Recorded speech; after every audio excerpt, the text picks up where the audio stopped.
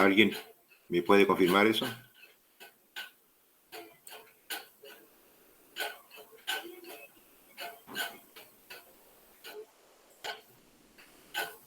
Bueno, dentro de la unidad 8, que no la terminamos, ¿hasta qué punto llegamos?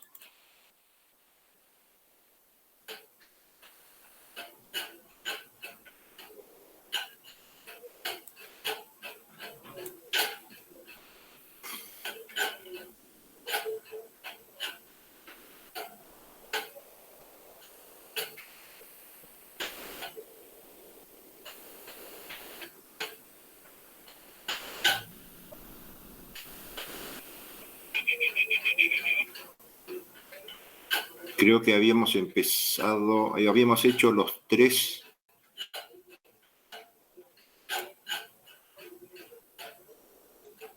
inventarios de productos en proceso, ¿puede ser?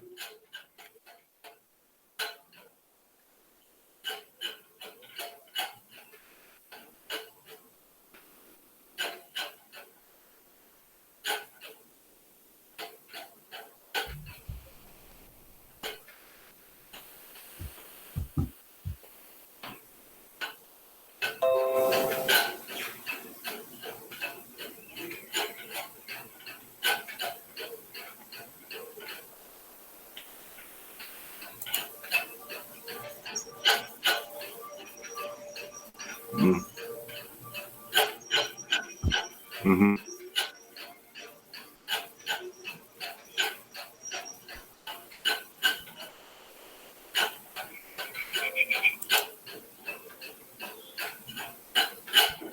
Bueno, me parece que nos quedamos viendo, iba a explicar lo que era apropiaciones. Vimos los tres inventarios, pero no llegó a explicar lo que era apropiaciones. Bien, apropiaciones es un ítem que está en el informe preliminar, sí, a continuación de los tres saldos en unidades que íbamos a costear en el periodo. Uh-huh. Bien, voy a compartir ahora la pantalla.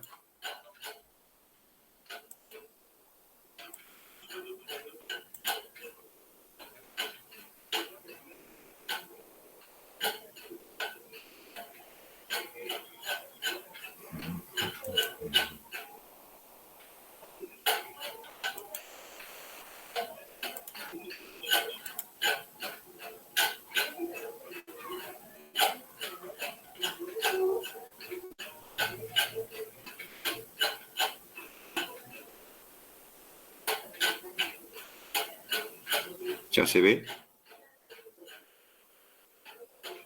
Sí, profe. Bien.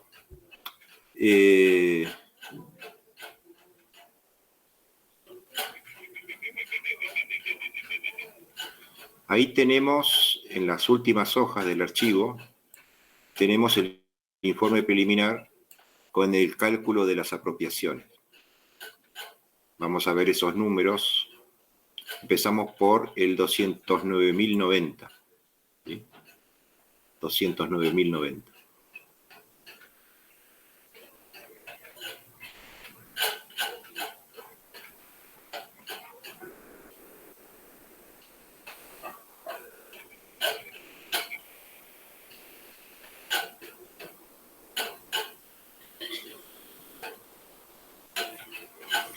Fíjense la salida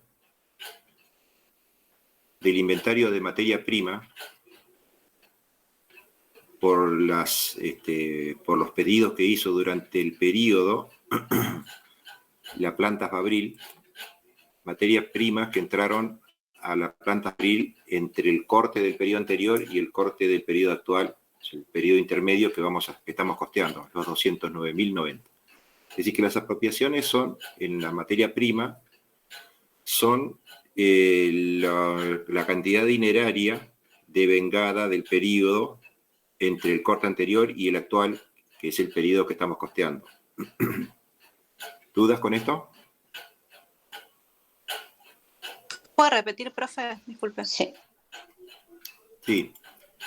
Estamos viendo las apropiaciones de la materia prima. Me voy a ir para la planilla que tiene eso.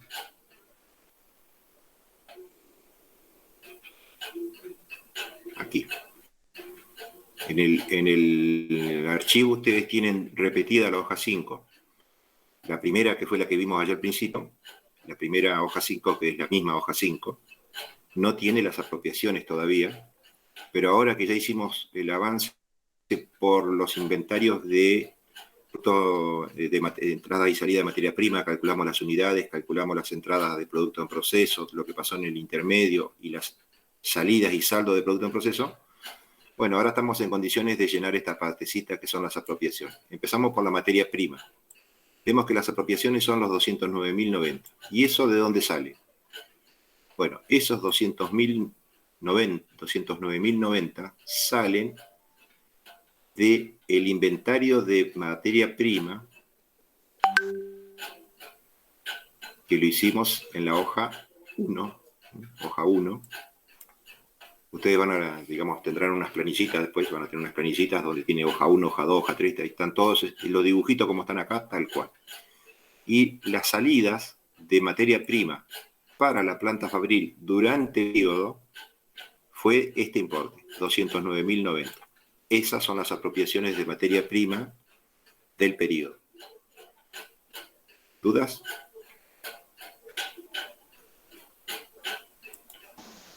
Por ahora no, profe. Está bien, profe. Profe, sería el total Muy de la bien. salida. Tal cual, ¿sí? Vamos Ok. al otro.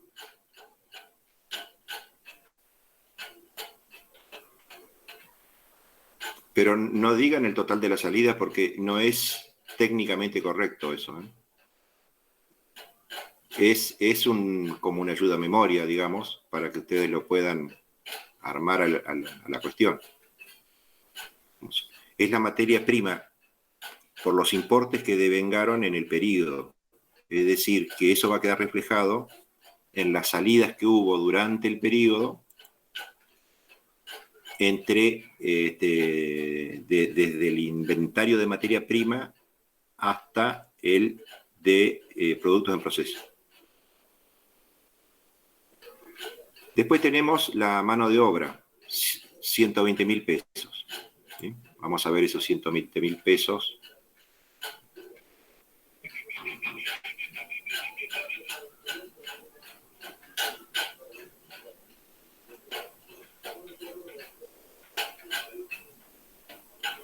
Nos fijamos en el inventario de mano de obra, de la hoja 1 también, salidas.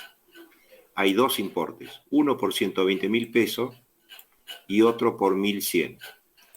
Ahí están los 120.000 que estamos devengando en este momento, ¿sí? Por las apropiaciones del periodo por la mano de obra. Es la salida del inventario de mano de obra directa que ingresa a productos en proceso por los importes. Es exactamente el mismo razonamiento. Fíjense que si consideráramos en términos genéricos salidas, esta salida es de 121.000 pesos, no va a andar. Son solamente los 120.000 pesos de la mano de obra, las apropiaciones por las que vamos a registrar en el informe preliminar. ¿Dudas hasta acá? No, profe. No, profe. Bien. Los otros 1.100 pesos, que es la mano de obra indirecta, ya sabemos que eso va a entrar en concepto de gasto fabril, ¿sí? Gasto indirecto fabril, que estarían acá.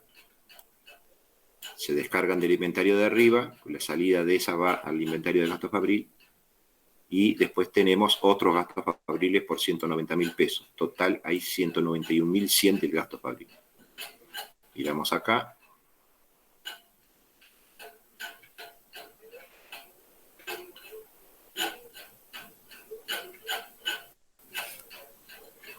$191.100 estaría incluida entonces en este importe, está incluido la mano de obra indirecta que devenga en el periodo, más todos los otros gastos fabriles de los cuales no hicimos un detalle, sino que ya lo presentamos como un dato armado.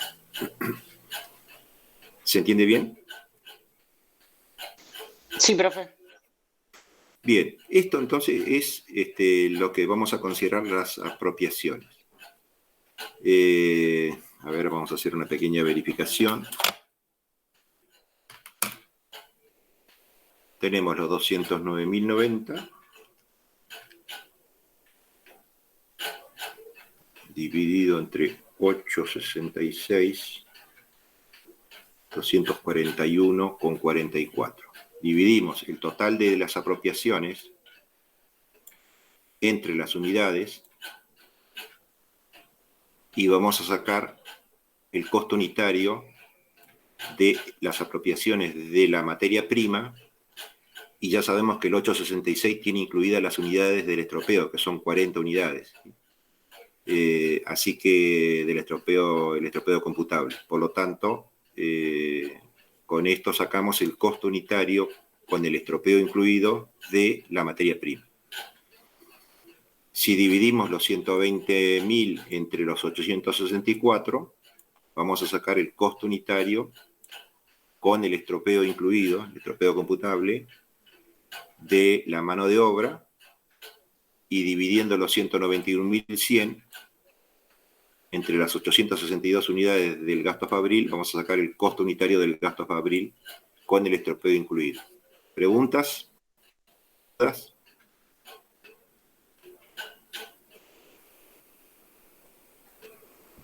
No, profe, por el momento no.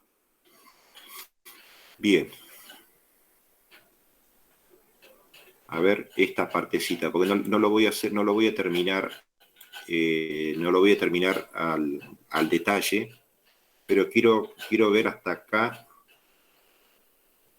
Quiero ver hasta acá. Nosotros ya habíamos hecho... Profe, si me permite, sí. la clase pasada Sí. terminamos en gasto fabril, revisamos el informe preliminar, donde estaba recién, pero nos quedó el inventario medio total, ¿puede ser? Ese cuadrito, en la hoja 3. ¿El inventario de mermas, estropeos y depreciaciones? Sí, señor. En la hoja 3. Hoja 3. Este de acá. Ese me parece que no lo vimos, yo no lo tengo marcado, por lo menos como he visto. Bueno, vamos a hacer entonces ese. Primero que nada, volvemos a estos dos inventarios que son el de productos en proceso materia prima en la hoja 2 y producto en proceso mano de obra. Las primeras salidas que hacemos, habíamos dicho, eran por los productos que se estaban terminando, las 800 unidades que se estaban terminando, y según el método hacíamos la salida, y la segunda salida era por las mermas y los estropeos que se producían durante el periodo, que ya la habíamos calculado en unidades en el informe preliminar. Para el caso de la materia prima eran 40 unidades. ¿Sí? Vamos a verificar eso.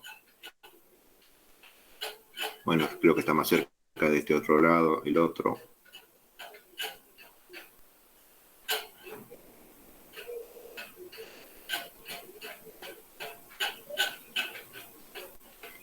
Acá habíamos calculado que el estropeo computable eran 40 unidades.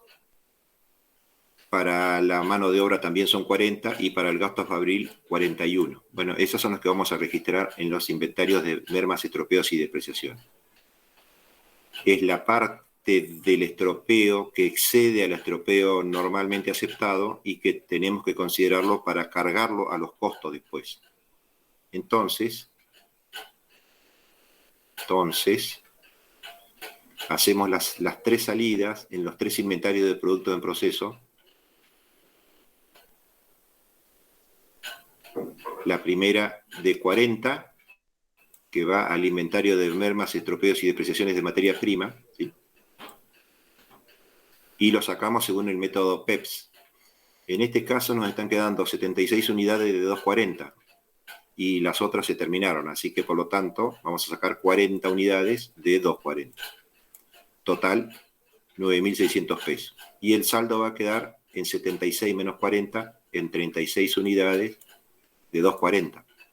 ¿Sí? 8.640 el saldo total. Bueno, si vamos al inventario de mermas, esto va al inventario de mermas, estas 40 unidades. Así que venimos al inventario de mermas acá acá y tenemos 40 unidades del inventario de producto en proceso de materia prima de 2.40 el costo unitario por 9.600 pesos. Eso después lo trasladamos al saldo. ¿Hasta acá? ¿Dudas? No, profe. Ahora volvemos al inventario de mano de obra. Eran 40 unidades de mano de obra. Esas 40 unidades, acá tenemos 72, un saldo de 72 a 138,89. Bueno, salen las 40 de la mano de obra por 138,89 y me queda un saldo de 72 menos 40, 32 a 138,89 por los 4.444,44. Trasladamos esta salida al inventario de mermas, estropeos y depreciaciones. Acá tenemos las 40 unidades de 138,89 de costo unitario, 5.555,56, que es el importe que tenemos acá. ¿Sí? La salida por 40, 5.555,56. Finalmente, nos vamos al inventario del gasto fabril. La salida de las unidades de gasto fabril eran 41 unidades. Tenemos 69 de saldo anterior a 221,69, perdón. Sacamos las 41 a 221,69 y nos están quedando las 69 menos las 41, 28 unidades de 221,69.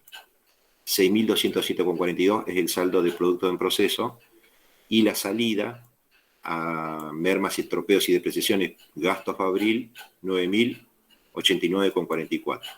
Eso es lo que está registrado acá, 41 unidades, 221,69, 9.089,44. ¿Hasta acá está todo bien? Sí, profe. Bien, esas 3 unidades que son las entradas al inventario se pasan al saldo primero, por un proceso, digamos, normativo, y después se van a dar de baja en otro inventario, que es el inventario de producción realizada, estropeos de materia prima, estropeos de mano de obra y estropeos de gasto fabril. Este inventario ustedes lo tienen en el flujo de costos. Salía de cada uno de los 3 inventarios de producto en proceso, salían unas flechitas que iban para abajo, y después de ahí salían unas flechitas que iban al inventario de producción realizada. Esta es la salida, las 3 salidas a esos 3 inventarios de producción realizada. Por los mismos importes. Este inventario, como habíamos dicho, se carga y se descarga en el periodo, por lo tanto empieza siempre con saldo cero y termina siempre con saldo cero, por lo que no importa el método. Podría haberle puesto un método, pero para el caso, como no tiene saldo, cualquier método da igual. En todo caso, hay que seguir, por supuesto, el método que la empresa haya adoptado. Bien. ¿Dudas hasta acá? ¿Preguntas? No, profe. Muy bien. Con esto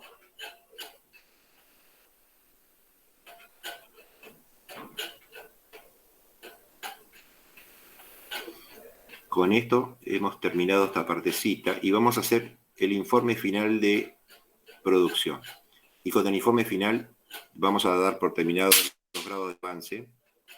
El informe final, con los datos que tenemos, a ver si ya lo podemos armar. La existencia inicial del inventario de producto en proceso, eso lo teníamos como dato.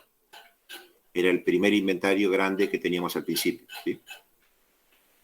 La existencia final de producto en proceso ya lo tenemos cargado, lo habíamos terminado la vez pasada.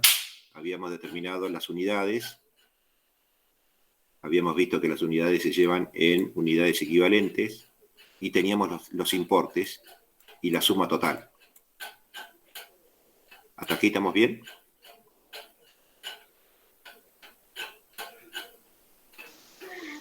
Sí, profe.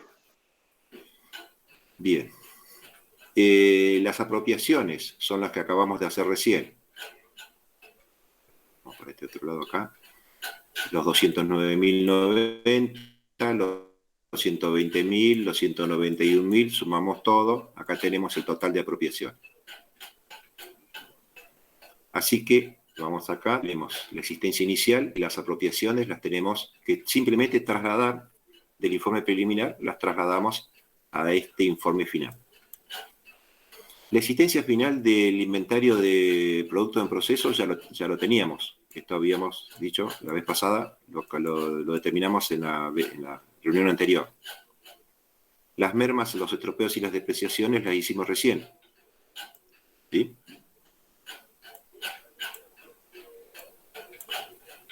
Bien. Me está quedando los productos terminados sin mermas, estropeos y depreciaciones. Tenemos las 800 unidades, son 800 unidades que se terminaron en el periodo. Y vamos a ver este punto, 193.350. A ver.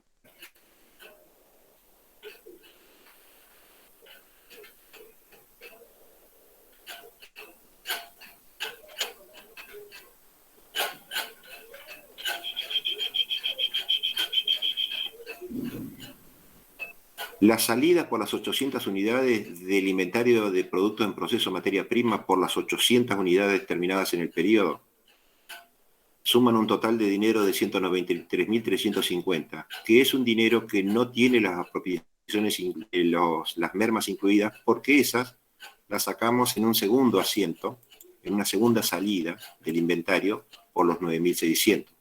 Entonces, estos 193.350 son los que vamos a poner en el informe final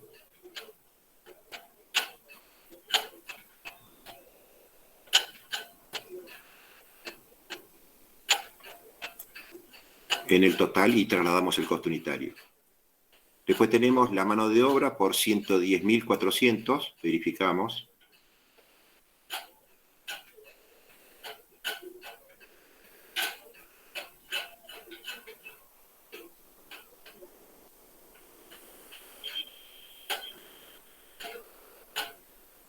$110.400 en el inventario de productos en proceso mano de obra, la salida, sin considerar la plata de las mermas, que es la salida que está más abajo. Y finalmente el gasto fabril, sin las mermas, por 176.083,13.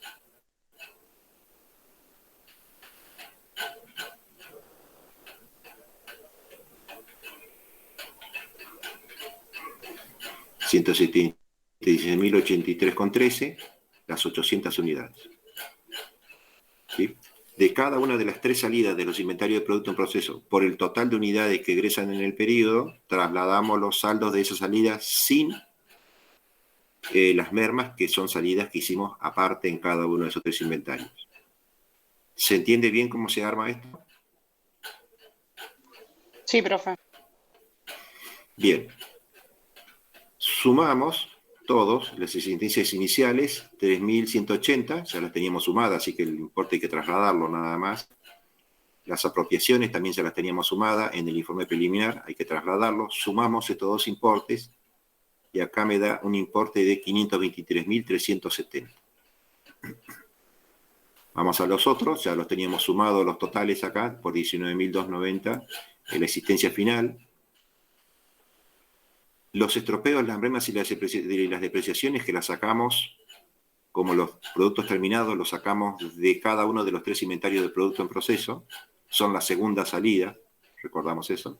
Sumamos todo el total de los importes, o trasladamos, porque ya lo teníamos sumado, 24.245, y de los mismos inventarios de producto en proceso, las salidas del inventario de producto en proceso, sin considerar las mermas, los 3 totales que los sumamos acá. 479.833,13. Ahora, sumamos la existencia final, más los estropeos, más los productos terminados, y me da 523.370. Este número de acá tiene que ser igual a este número de acá. Es una planilla que me permite hacer ese control. ¿Preguntas? ¿Dudas? Por ahora no. Bien. No vamos a entrar en detalle en la otra parte porque no nos van a dar los tiempos. Por un lado, posiblemente quede inconcluso. Pero con esto que hicimos la parte troncal de lo que nos interesa, que como les había dicho cuando empezamos, esta parte, los costos contables, y vamos a trabajar estrictamente o poniéndole foco, no estrictamente, sino poniéndole foco a los costos de producción. Los otros ya sabemos que tienen que ver con los costos de comercialización, ¿no es cierto? Llevamos los controles de mercadería, pero eso está fuera de la planta fabril. Si bien es parte del edificio, acá terminamos la parte troncal. Este informe final de costo de producción tiene escondido una relación de igualdad que es importantísima y que es pregunta de examen, ¿sí?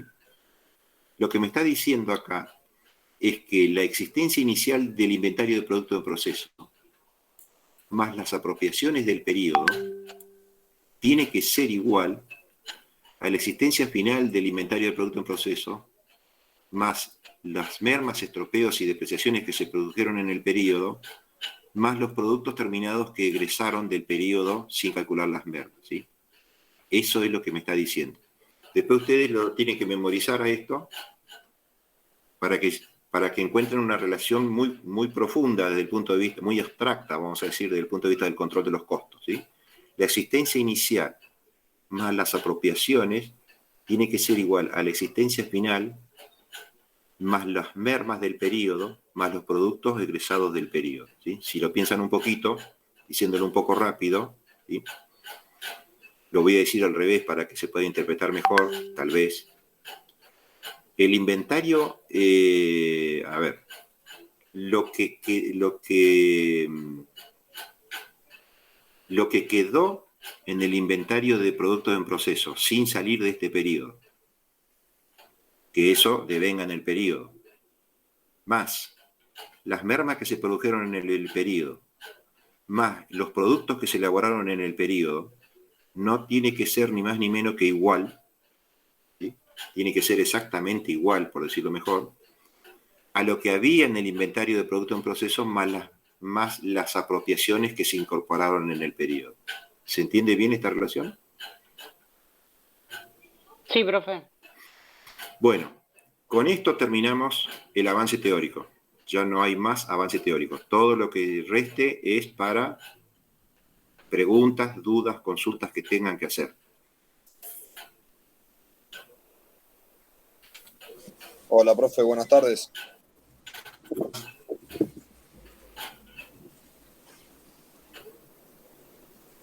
¿Querías preguntar algo?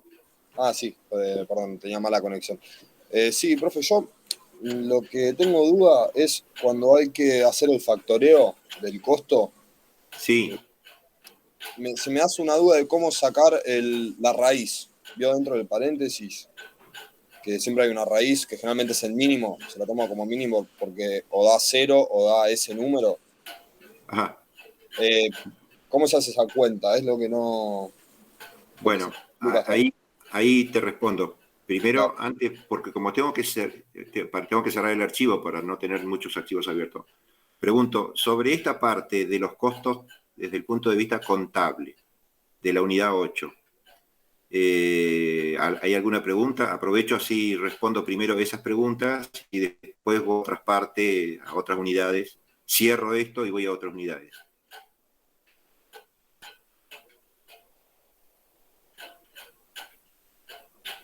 Todavía por ahí no han tenido tiempo de digerirlo suficiente y por ahí las preguntas, creo que tienen el lunes todavía, ¿no? Sí, profe. Sí, Yo le iba a decir eso, que seguramente el lunes voy a venir con preguntas, porque todavía no practiqué. Está bien, no hay problemas. El lunes todavía hay tiempo de hacer las últimas consultas, así que el lunes podemos aprovechar. De hecho, vamos a hacer solamente eso, yo no voy a hacer más avance teórico. Entonces podemos pasar, podemos pasar a la pregunta de Tomás, ¿sí? Denme un segundito, ahí vengo.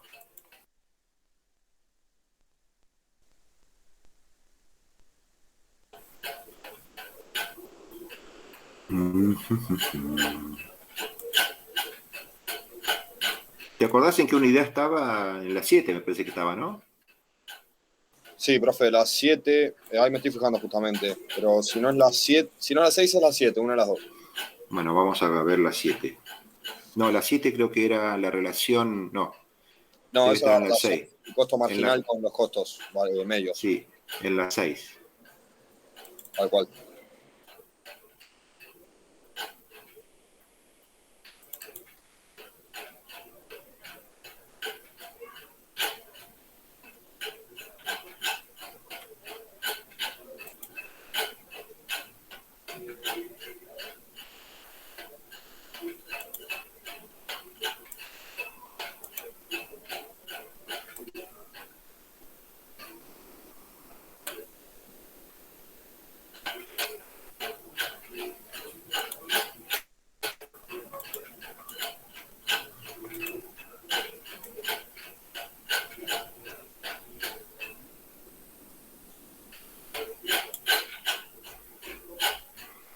Bien.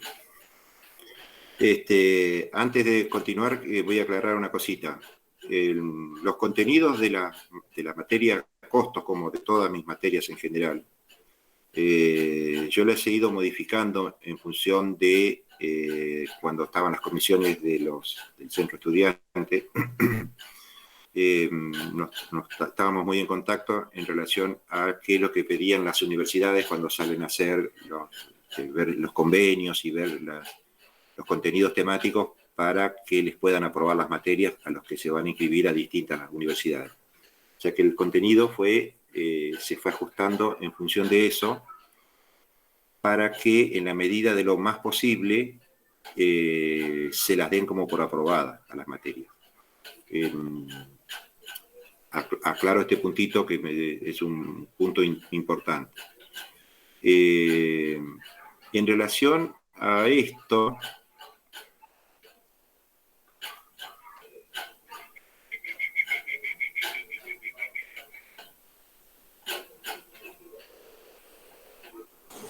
Yo, profe, por las dudas, para que se me entienda más la consulta, quizás, para profundizarlo un poco, es ver si hay algún, porque yo lo busqué en internet igualmente, y hay como 7 formas de factoreo, 7 métodos.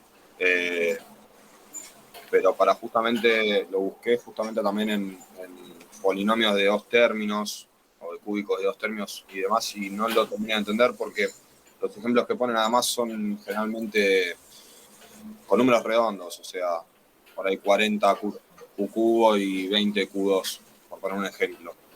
Entonces, sí, esta pregunta que vos estás haciendo está relacionada para determinar el mínimo del costo variable medio, por ejemplo. exactamente. O sea que estoy bien acá en el punto 3.1a, Sí. hoja 4. Sería ahí justamente en la parte más abajo, ahí donde la 3.1a4 se factorea el segundo miembro. Eso es. Perfecto, muy bien. Antes de contestarla, ya es una forma de contestar la pregunta, voy a hacer una aclaración. Conmigo en el otro primero tienen matemáticas y cálculo financiero. Bueno, en la parte de matemáticas se hace toda una serie de ejercicios que están orientados a resolver este tipo de problemas. Eso estoy hablando de mi materia, ¿no? De la materia que yo doy en primero en matemáticas. Distinto, no sé si ustedes lo tienen a Varela. A Varela, ¿sí? Varela sigue una línea un poco distinta y por ahí le da más casos de factoreo. En los que estuvieron hablando, por ejemplo, lo que me estuvo comentando recién Tomás, el factoreo del cuadrado de un binomio o el cubo de un binomio, yo en general esos casos de factoreo no los desarrollo porque no los necesito en mi materia ni en las otras materias que tienen conmigo que también son de cálculo matemático. Conmigo tienen varias materias de cálculo matemático. Tienen matemáticas, costos, en segundo tienen una horripilante microeconomía que está todo lleno de estas porquerías. En tercer año tienen teoría de las decisiones que lo enfoco desde el punto de vista cuantitativo, justamente por lo que les acabo de comentar, lo mismo que pasa con costos. Les da más posibilidades de que cuando vean el temario, los que vayan a universidades, que se los den por aprobado. En algunas universidades, según el criterio, que puede ir cambiando según el tiempo, yo he notado que el enfoque cuantitativo le daba más posibilidades de que les dieran por aprobadas las materias. Entonces, saqué algunas partes cualitativas, por ejemplo, de teoría de las decisiones, y le puse más material cuantitativo. O sea que conmigo tienen cálculo para tirar para arriba todos los años. Sin embargo, el desarrollo del binomio, del cuadrado del binomio y del cubo del binomio, los dos métodos de factoreo que le siguen a que sería el factor común, el primer caso que sería el factor común, yo no lo necesito. Utilizo el factor común, que es el caso que estamos analizando acá, el único caso que yo uso. Después del factor común viene el segundo, que seguramente lo habrán visto con Varela, ¿sí? Factor común en grupos de igual número de términos. Y después viene el tercer caso de factoreo, es el cubo del binomio. El cuarto caso es el cuadrado del binomio es el tercero, el cuarto es diferencia de cuadrados. Sí, bueno, sí, puede ser según el orden, sí, el cubo del binomio y después tenemos la diferencia de cuadrado. Y finalmente hay un sexto caso que es suma o diferencia de dos potencias de igual grado. ¿Sí? Esos serían los 6 casos que normalmente deberían de estudiarse, pero como a mí no me sirve absolutamente para nada y yo doy matemáticas el material que doy es para que resuelvan los problemas que después yo mismo se los voy a dar más adelante en otras materias, entonces todos esos casos de factoreos no los doy. De repente si hiciera un enfoque más analítico todavía, aunque parezca mentira, esto está muy por arribita, esto es las olitas de arriba. El mar de fondo acá no aparece. Si lo diera más complejo, sí tendría necesidad de utilizar los otros casos de factoreo. Por ejemplo, si yo desarrollara la teoría de límites en matemática, y sería genial por ahí para hacer un análisis más profundo de la microeconomía, por ejemplo, tendría que desarrollar esos casos de factoreo porque después lo aplicamos en la teoría de límites. Pero no hace falta porque nosotros no desarrollamos límites. Yo hago directamente la marginal de la derivada, se las doy directamente como una expresión armada y no desarrollo la teoría del teorema de cómo se llega a sacar la primera derivada, o sea, la marginal. Y también las únicas dos derivadas que usamos son la derivada de la función entera y la derivada de la función fraccionaria. Y no usamos ninguna otra, por lo tanto tampoco hago un desarrollo de todo lo que es análisis matemático. Solamente me centro en esas dos y ahí se acabó la historieta. Esto lo quiero aclarar como para que, ojo que, miren que hay mucho para hacer. Y esto lo hago porque algunos alumnos, cuando se hicieron los convenios con algunas universidades, yo, como les decía, estando en contacto con los alumnos del centro de estudiantes, más los egresados que muchas veces me van a visitar al aula y demás, y algunos con los que me reúno para tomar un café y esas cosas, me comentan por ahí que matemáticas les resultaba muy complicado porque daban análisis matemáticos en esas universidades. Entonces yo fui modificando un poco el programa para incluir esta pequeña parte de análisis matemático, que si bien no es mucho, pero ya le da una idea al alumno, cuando encara análisis matemático ya le da una idea de para dónde salir corriendo. Por lo menos ya tiene una idea de qué es una derivada, ¿no es cierto? Eso claro, ya es un concepto importante. ¿Cómo? Yo, sin ir más lejos, profe, hice el CBC en la UBA para contador y teníamos análisis matemático ya de entrada. Por eso algunas cosas no me costaron tanto de esto, porque las derivadas y demás cuestiones, pero sí el tema de factoría de cosas ya se me escaparon, se me olvidaron.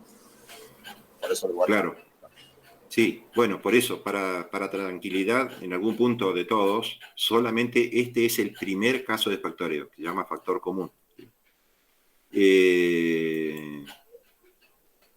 Vamos a ver acá, tenemos el 3, 1A3, ¿sí? Pasamos el denominador multiplicando al primer miembro, que es el Q cuadrado, como está multiplicando, pasa multiplicando al primer miembro, se cancela, y me quedaría esto que está acá, ¿sí? Este es el polinomio cúbico, y yo veo que eso es factoriable. Me doy cuenta que es factoriable primero porque tiene los dos términos en Q.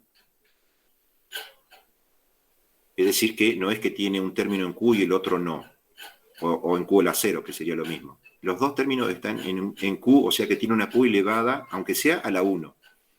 Si es así, ya tengo un factor común en cada uno de los términos. Por lo tanto, lo que voy a tratar de sacar es ese factor común.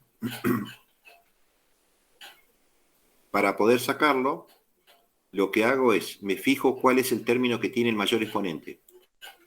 En este caso, el Q cubo y el factor que tiene adelante, que es el principal, el coeficiente que tiene adelante, que es un factor, pero lo llamamos particularmente coeficiente, pero es un factor porque está multiplicando a Q cubo, ese factor o coeficiente principal es 0,76. Entonces, tomo ese número, ¿sí? 0,76, y es el que voy a sacar como el factor común. Ahora, Posiblemente la pregunta que vos me estés haciendo es cómo se hace el cálculo para llegar a la expresión factoriada de abajo. Exactamente. Ah, bueno. Entonces voy a cambiar la forma de compartir y vamos a hacer la cuentita. Más que nada, vio que está el 0,76, que ese, bueno, es el factor común.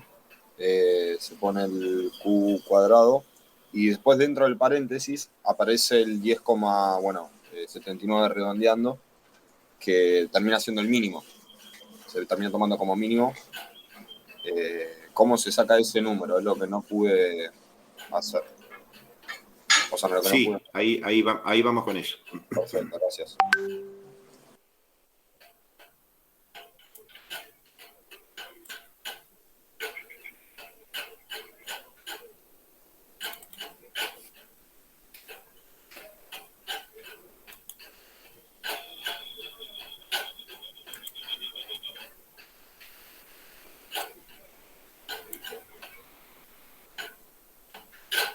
Primero voy a copiar la expresión a factorial, que en este caso es costo variable medio prima, que es igual a 0 y que es igual a 0,76 Q cubo menos 8,2 Q cuadrado.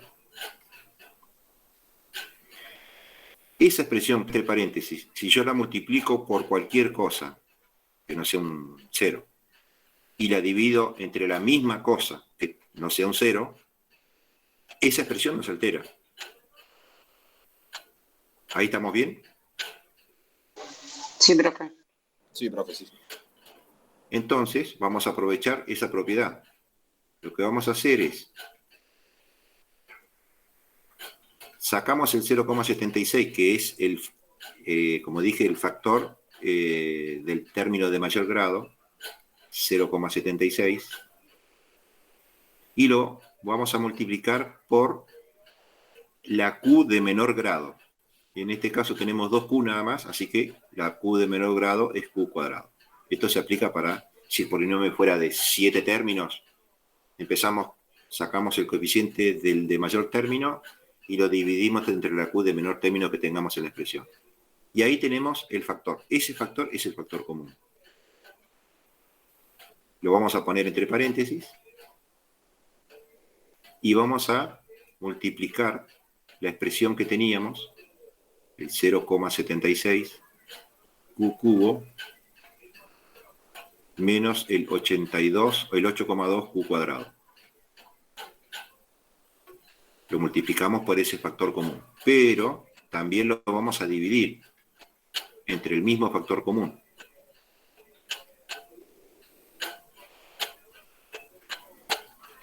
Así que ahí tenemos una expresión que a la expresión inicial la estamos multiplicando por algo y la estamos dividiendo por lo mismo. Así que eso no se tiene que alterar. El segundo miembro de esa igualdad no tiene por qué alterarse. ¿Hasta ahí estamos bien? Sí, profe, clarísimo. Sí, profe. Bien, entonces, seguimos.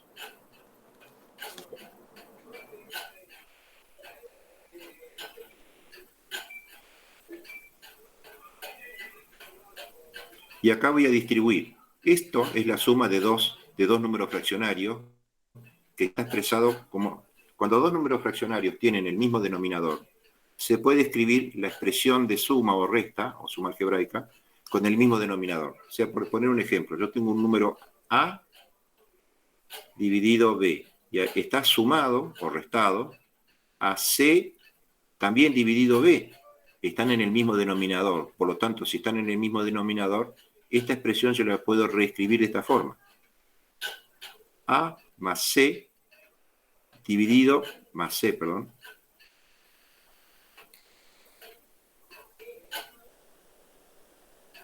dividido B.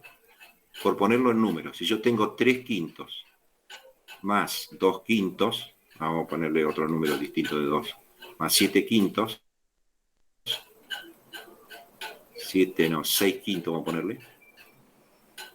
Están en quintos, así que el resultado tiene que darme en quintos. Esto va a ser igual a 3 más 6 en quintos. ¿Está bien? Sí. Sería 9 quintos. Recíprocamente, si tengo una expresión al revés, a ver si alcanzo a borrarlo todo. Sí. Tengo A más B dividido entre C, quiere decir que son dos fracciones que la voy a desagregar. A sobre C más B sobre C. El denominador es el mismo C para los dos. ¿Está bien? Sí, profe. Bien, entonces,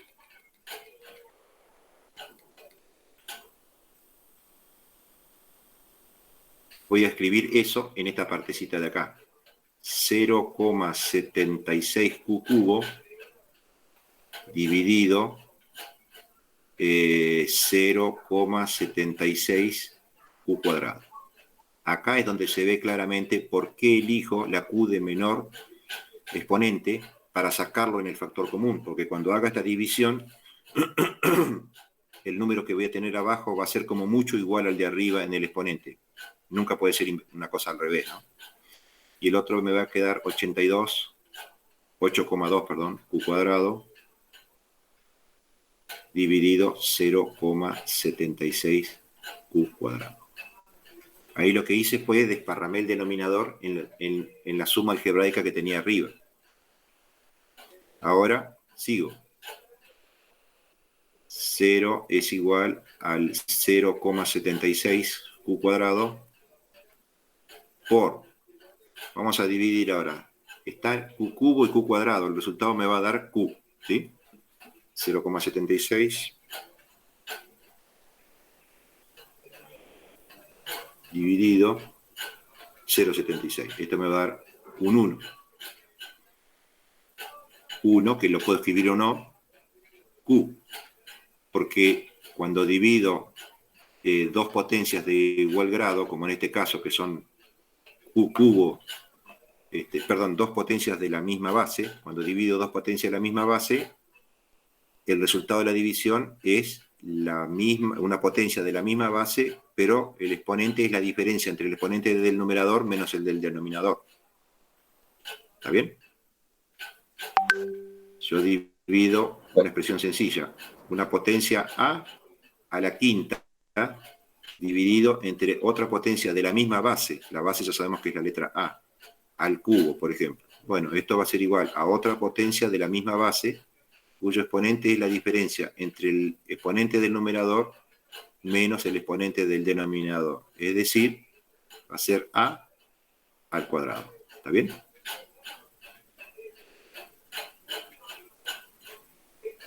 Entonces, como acá tengo Q al cubo y abajo tengo un Q al cuadrado, el resultado me va a quedar Q a la 1, que no hace falta escribir. ¿Está bien?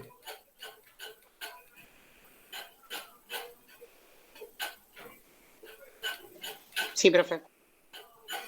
Bien, voy a desarrollar un poquito más esto. A a la quinta, dijimos sobre A al cubo.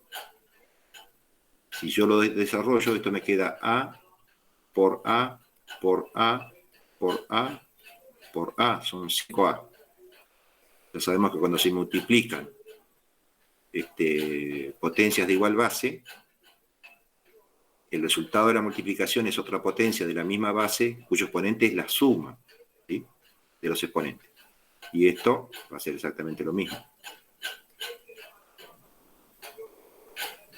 Esta A se cancela con esta A y el resultado es un 1 con un 1 que no hace falta escribirlo. Esta otra A se cancela con esta otra A y el resultado es un 1 con un 1 que no hace falta escribirlo. Y esta se cancela con esta, el resultado a su vez 1 con 1. ¿Qué me está quedando? Un A al cuadrado. Es otra forma de hacer la misma operación. Bien.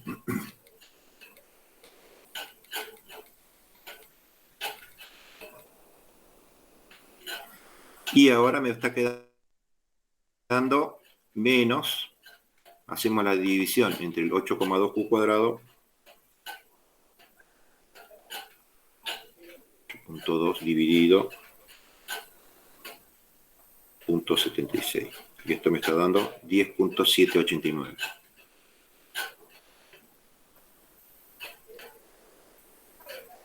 Q cuadrado con Q cuadrado se cancelan, quedó así. ¿Ahí está? Ahora sí, profe, me quedó clarísimo. Mil gracias. Bien. Mirando esto, nosotros decimos, acá tenemos que todo el segundo miembro va a tener dos raíces. Y acá puede aparecer otra. No sabemos si realmente van a quedar al final 2 raíces, 3 raíces. Eso a priori no lo podemos saber. Pero podríamos pensar rápidamente que si esta Q fuera un 0, bueno, entonces Q al cuadrado me da 0 por 0,76, 0, por el paréntesis completo, 0.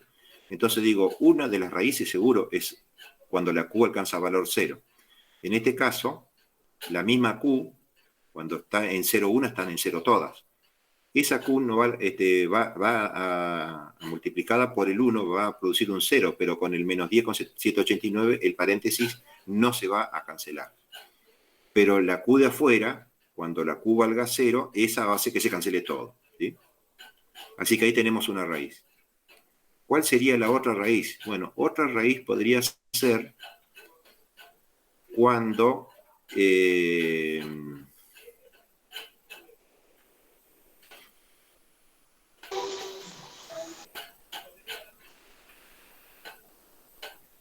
tendría que ser un valor de Q que haga que esta partecita de acá alcance un valor de 10,789.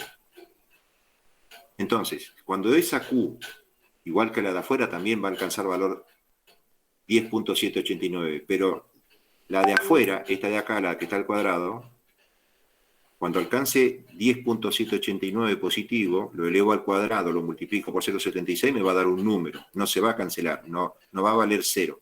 Pero esta Q, la que está adentro, cuando alcance valor 10,789 positivo, multiplicado por 1 me da 10,789 positivo.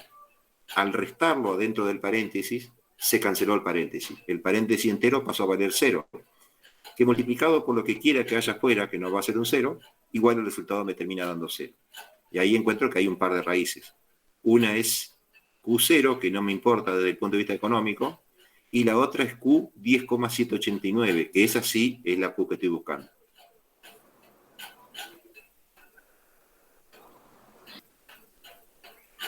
¿Preguntas? No, profe. No, profe. Claro. Bien. Quiero decir, ahora cuando ya estamos bastante avanzados en el tiempo, voy a aprovechar, supongo que los que entren van a ser poquitos.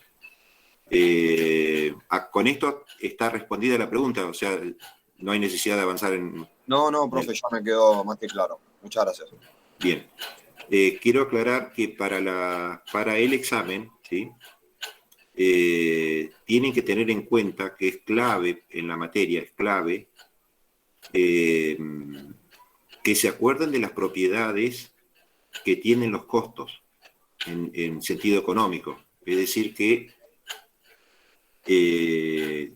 la forma en que ustedes van a acreditar que realmente la tienen clara, que han estado practicando con los polinomios, pero que al final les queda clara, es que se acuerden de las propiedades. Por ejemplo, esto es como para cuando tengan que enfrentar los exámenes, ¿no? Por ejemplo, que el costo total tiene una zona que es creciente en forma más que proporcional, o sea, es una curva que crece rápido. Vamos a poner así, hacerlo por acá.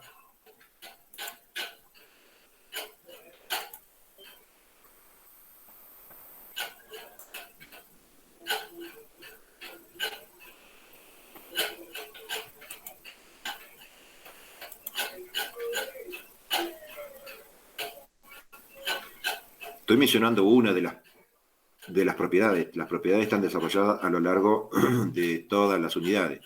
Pero, por ejemplo, para que enfoquen bien, ¿no? El costo total, por hablar, un costo total, Q. Acuérdense, cuando hagan gráficas siempre identifiquen los ejes.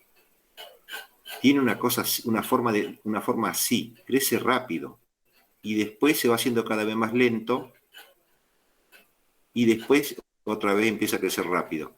Esta gráfica, esta parte, por ejemplo, es una parte importante, es una característica que tiene este tipo de costos. No es lo mismo una curva de esas características que una curva de estas otras características. Observen que esta parte crece en forma menos que proporcional en la medida que aumenta Q. En cambio, la otra crece en forma más que proporcional. Los costos al principio crecen en forma más que proporcional. Esto es lo que hace que haya una zona de ineficiencia, como lo vamos a ver mejor en microeconomía el año que viene, ¿sí?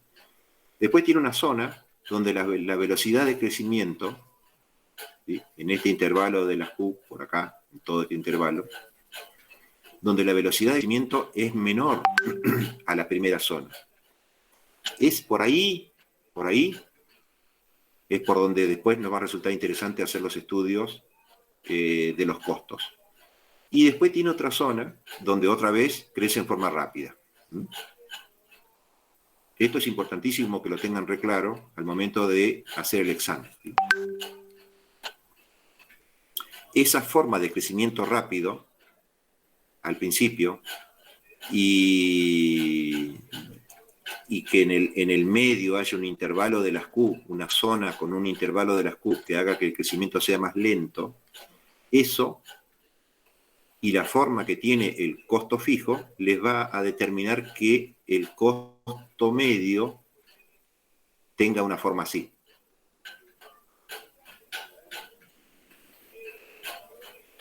Es decir, va a tener una zona decreciente, un mínimo en un valor de Q y una zona creciente. Estas cosas son importantísimas, ¿sí? ¿Para qué se hace todo el cálculo numérico? Para que puedan verificar que a partir de un polinomio, que es el polinomio del costo total, de ahí pueden sacar todos los comportamientos de todos los otros costos, que de hecho eso es lo que hacemos, sacamos el comportamiento del costo variable, porque es el costo total, menos la parte fija, y eso lo tenemos que expresar con una fórmula, que para eso están las fórmulas, ¿sí? Una fórmula es algo que no expresa estrictamente una condición de cálculo, sino que es una relación. Por ejemplo, que el costo total es igual a el costo variable total más el costo fijo total. Esto es una fórmula.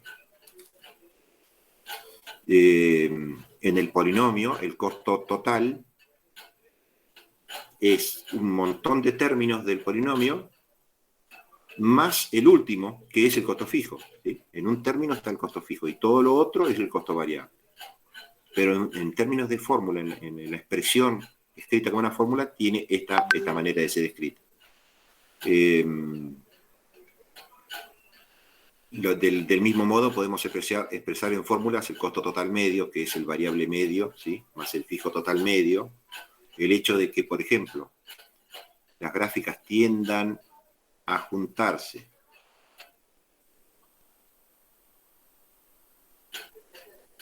La relación del costo total medio... Al final de las Q. Perdón, profe, que interrumpa. La relación entre el costo total medio y el costo variable medio no debería ser igual a la del costo total y el costo variable total, ¿cierto? O sea, van a la par, digamos. Obviamente que arrancan en valores funcionales diferentes, pero debería ser más o menos la misma relación. Como que parecieran la misma curva. Puedes decir la relación entre el costo total medio y el variable medio. Claro, tendría que ser similar al costo total y al costo variable total, porque se divide por los mismos valores funcionales. Ojo que tienen algunas similitudes y algunas diferencias. Por ejemplo, como observamos en la gráfica, el costo total medio tiene una zona descendente, un mínimo en este valor de Q, vamos a llamarlo Q1, y después una zona ascendente. El costo variable medio también tiene una zona descendente, o sea que en ese punto se parecen muchísimo. También tiene un Q de mínima, lo vamos a llamar Q2, y tiene una zona ascendente, o sea que en ese sentido los dos costos tienen un comportamiento similar, pero hay diferencias que hay que marcarlas. Por ejemplo, que el mínimo del costo total medio siempre está en un Q mayor que el mínimo, el Q de mínima del costo variable medio. Eso es importantísimo.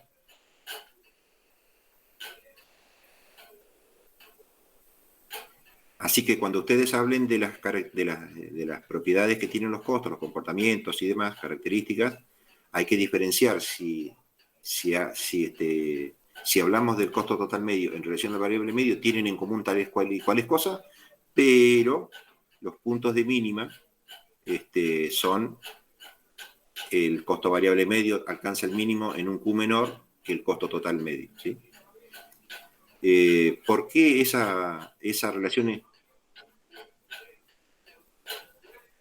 Correcto, a eso justamente es a lo que iba. ¿Por qué es clave que eso lo tengan muy claro? Porque el costo marginal, que pasa por los mínimos de los dos, tiene que tener pendiente inclinada. No es que está infinita para arriba, sino que tiene que estar un poco inclinada. El costo marginal, que viene a ser este que puse acá, fíjense que tiene una inclinación. Voy a ponerlo de esta otra forma. Si hacen una gráfica donde les cuento que las gráficas van sin polinomio, ¿eh? Donde las gráficas las hacen así, este vendría a ser el costo total medio y el variable medio. Bueno, no están perfectas, pero digamos que acá estarían los dos mínimos. Esto es una burrada, porque está haciendo que el costo marginal tenga una pendiente infinita, porque los dos están en el mismo Q. No puede ser. Tiene que estar uno en un Q menor y el otro tiene que estar en un Q mayor. Y a su vez, el costo marginal 1, digamos que por acá atrás, explicándolo por acá atrás, alcanza su mínimo en un Q menor a cualquiera de los otros dos Q de los costos medios. Son propiedades que tiene el costo marginal. Esto hay que poder expresarlo tanto por escrito como después en la gráfica.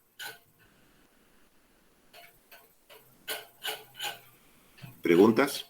Eso sería sobre la unidad 7, la igualdad de mínimos del costo marginal y de los variables. Los medios, perdón. Sí, es en la unidad 7, pero siempre va a haber una referencia a los costos totales, ¿eh? Claro, también sí, obviamente. Sí.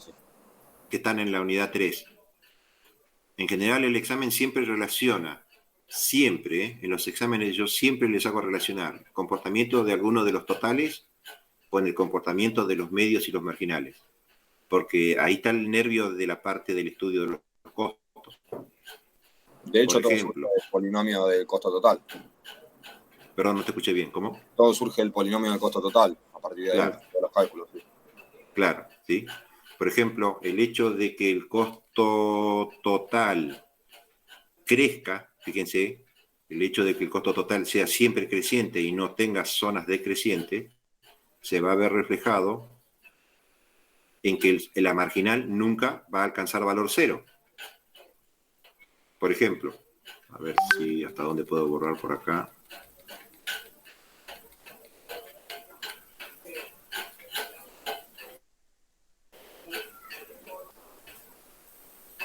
Por ejemplo, si alguien se manda un costo total así, esta zona tiene una zona de decrecimiento.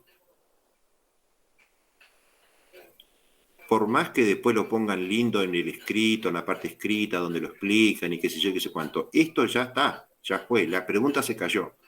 El alumno que hace una gráfica de esta característica no está entendiendo que el costo marginal en esos dos valores de acá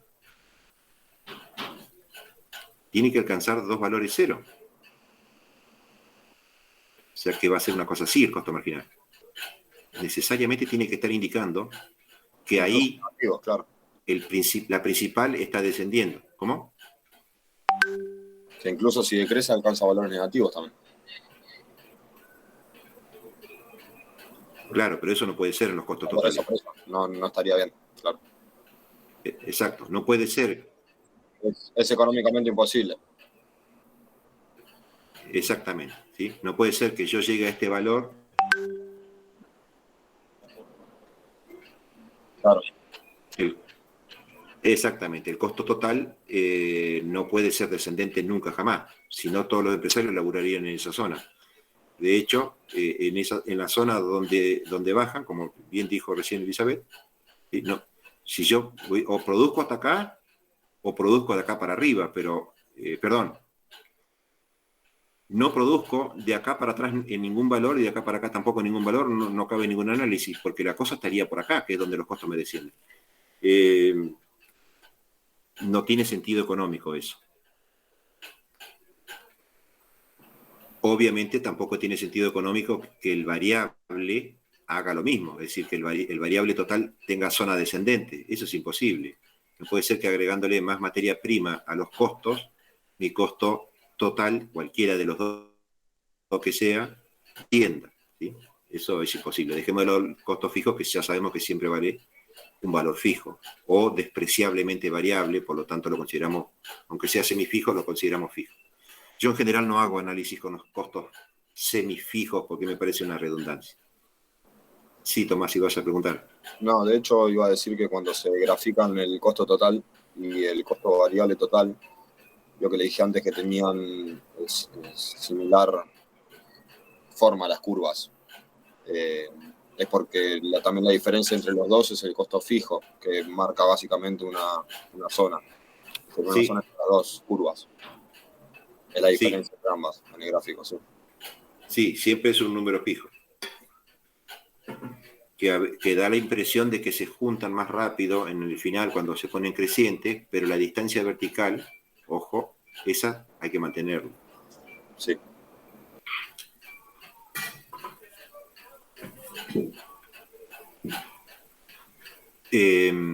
Bueno, primero esperamos los parciales a ver qué es lo que pasa, pero en general, en los finales, cuando ustedes rinden los finales, tienen que prepararse la cámara cerca de una pared, así como estoy yo, que estoy en una mesa, pero tengo atrás una pared. En esa pared ustedes van a poner un papelito para no lastimar la pared.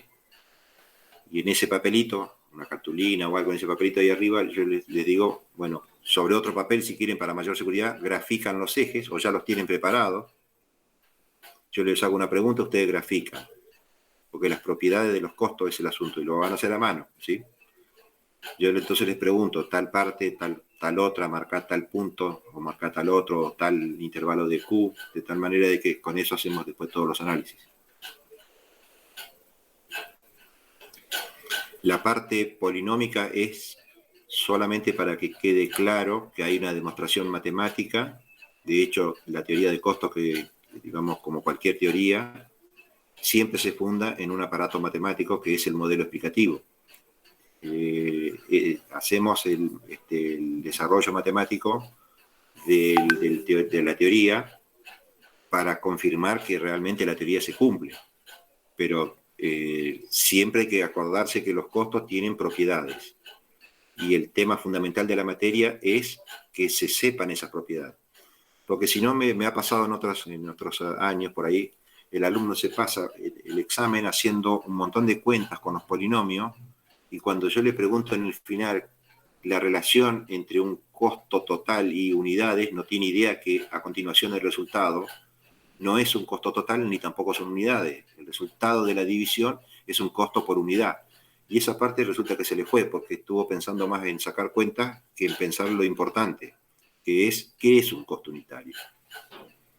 ¿Sí? Por ejemplo, quiero poner ese ejemplo, ahí puedo poner otros ejemplos más.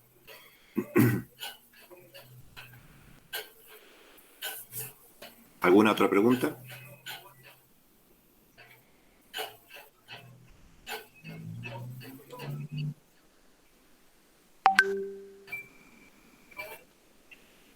Y para...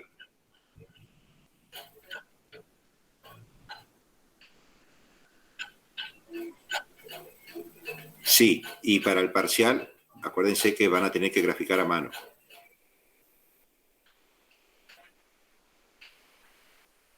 Sí, y ustedes las explicaciones que den las dan sobre las gráficas.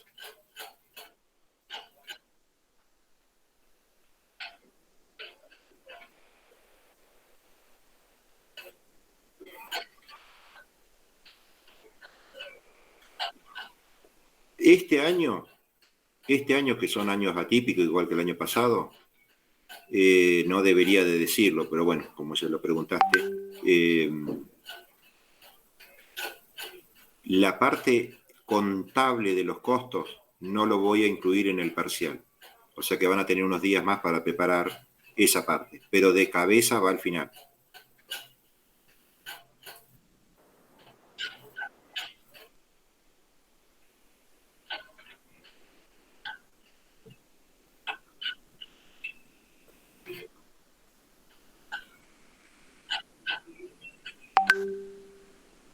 Sí.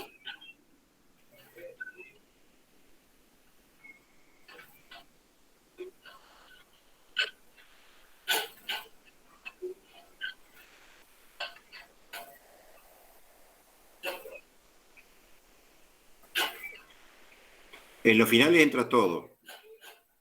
¿Sí? Por las dudas que a veces me suelen preguntar, lo voy a decir más o menos como lo suelo decir todos los años cuando me hacen la misma pregunta. Profe, ¿qué va a ir en el final? Bueno, el primer día, ¿se acuerdan cuando empezamos la primera clase? Yo les dije buenas tardes. Hola, ¿cómo están? Y el último día les voy a decir hasta luego, que descansen. Bueno, todo lo que está en el medio entra en el examen. Menos el hola, ¿cómo están? Y el hasta luego, descansen. Todo lo que está en el medio, en el cuatrimestre, todo eso va al final. Súper claro, profe. Bien, voy a hacer acá un... Sobre todo, perfecto. ¿Cómo? Conciso y práctico, sobre todo, perfecto. Sí, No, claro. sí. Acá, por ejemplo, voy a hacer un poquitito más para ampliar. Digamos que este costo marginal yo lo voy a graficar un poquito más completo. Y acá tendríamos entonces el Q de mínimo.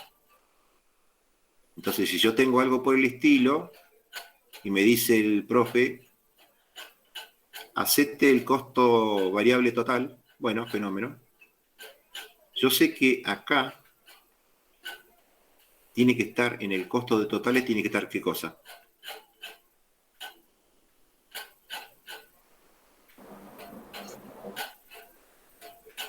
Perdón, profe, no entendí la pregunta. En ese Q, donde el costo marginal 1, ¿no? Vamos a ponerlo acá, costo marginal 1, hace mínimo.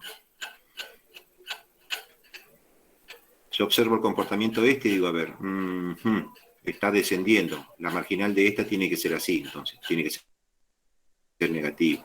Ah, ¿qué le pasa al costo? costo? Valor 0 acá, y después ese. Exactamente, este es el costo marginal 2.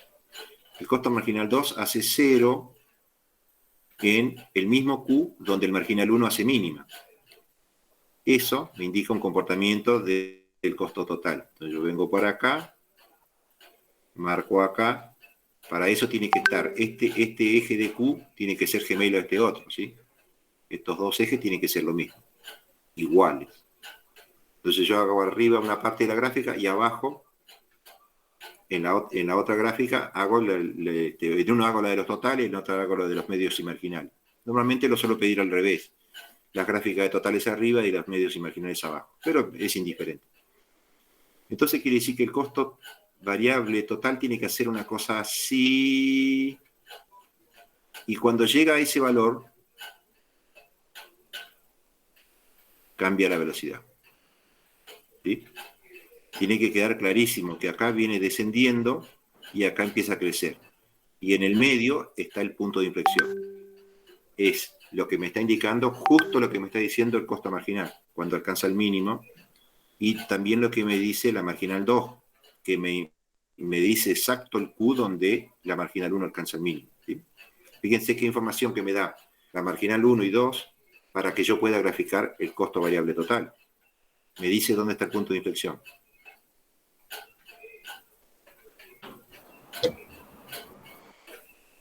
Claro, indica que el costo variable, el costo variable total sigue creciendo, pero va a empezar a crecer más lento que antes. A partir de ese Q, a partir de ese Q. crece más rápido. ¿Más rápido? Claro. Fíjate que acá viene creciendo de forma Cierto. que se va achatando. En cambio acá va creciendo de forma, ¿sí? Para cada valor de Q adicional, esto crece cada vez más rápido. Claro, sí. El valor de Q donde se produce el cambio de velocidad, justo ese valor es el punto de inflexión. O sea que si alguien hace una gráfica así, por ejemplo, ya teniendo marcado ese Q, el punto de inflexión estaría por acá. Y acá no hay nada. Es decir, si yo ya tengo indicado dónde tiene que estar el Q de punto de inflexión y después me mando una gráfica y el punto de inflexión lo puse en cualquier Q, quiere decir que yo no tengo idea del concepto de lo que es punto de inflexión. El crecimiento lento es antes.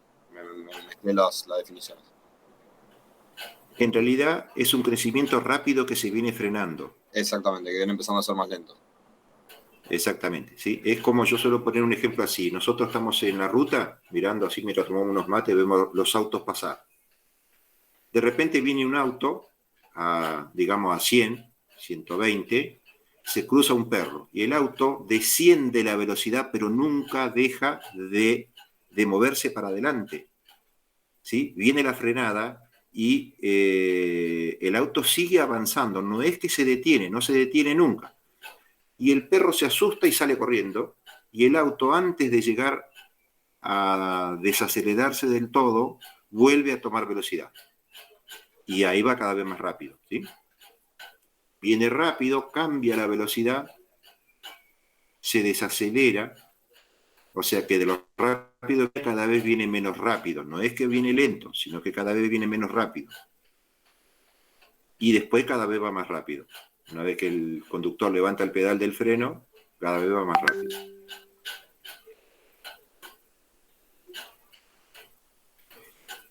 Distinto sería una cosa como la que estuvimos haciendo hoy. Esto es diferente. Esto ya requiere otra explicación, pero no es el caso de los costos, ¿sí?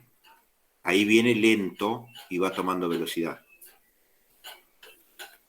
En el otro viene rápido y se va frenando.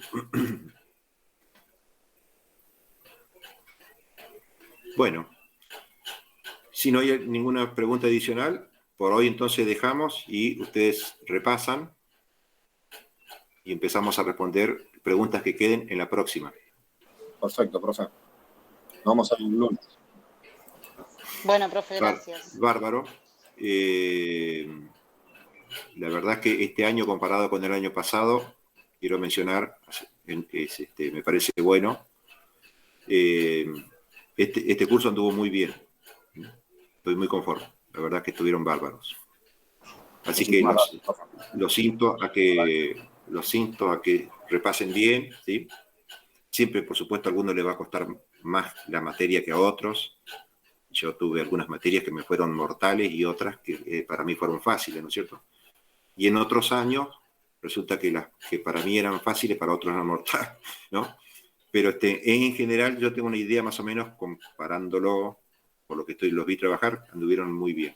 Así que, bueno, en la próxima despejamos las últimas dudas y espero que después se confirme lo que tengo en la mente. Buenísimo, profe. Esperemos, profe. Esperemos que sea así. Muy bien. Hasta el lunes. Nos vemos el lunes, profe. Hasta el lunes. Nos vemos el lunes, profe. Chao, hasta el lunes.